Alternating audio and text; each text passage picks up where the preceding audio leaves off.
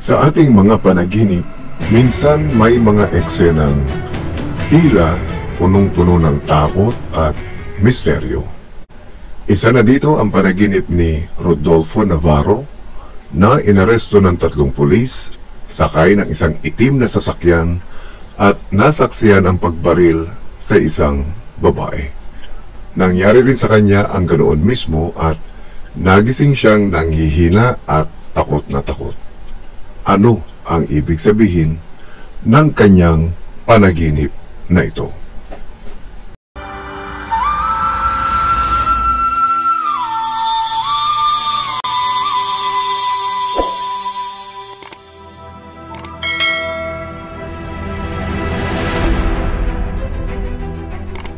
Welcome back sa ating channel, mga kaibigan.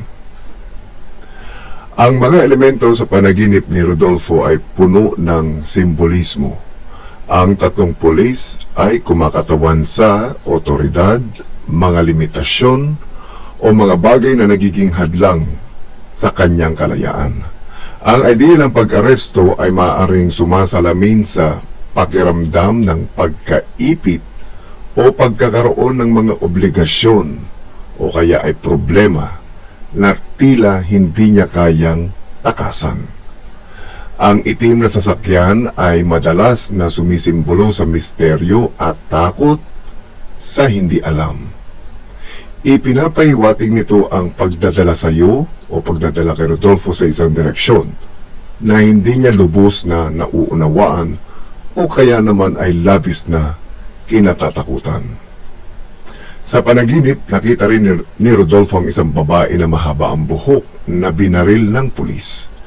Ang ganitong eksena ay maaaring sumasalamin sa takot sa pagkawala ng isang mahal sa buhay o isang bahagi ng kanyang sarili na pakiramdam niya ay nagtatapos o nalalayo sa kanya. Nang makita niya ang kanyang papa, nagtanong si Rodolfo kung magkikita pa sila. Ang mga tanong tungkol sa pagkikita ay maaaring konektado sa takot sa pagkawala. Hindi lang sa mga tao kundi pati sa mga relasyon na mahalaga sa atin. Ang tanong na magkikita pa ba tayo ay nagpapakita ng pangamba sa pagkawala at sa posibilidad ng hindi na muling makakausap pa. Nang siya ay binaril din at nadapa, nasabi niya ang Allahu Akbar bago siya nagising. Ang mga salitang ito ay nagpapakita ng pagtawag sa Diyos sa sandali ng takot o pagsubok.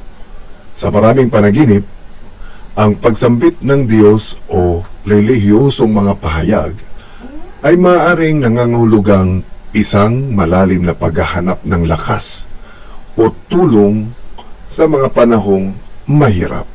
Kung susuriin, ang buong panaginip tila nagpapakita ito ng takot sa mga hindi maiiwasang mga pagbabago o pangyayari sa buhay na labas sa iyong kontrol. Ang mga pulis at ang sasakyan ay mga simbolo ng bagay o mga taong tila may hawak ng kontrol sa iyo. Samantalang ang eksena ng pagbaril ay maaaring nagpapahiwatig ng mga pagdurusa o sakripisyong hindi mo inaasahan.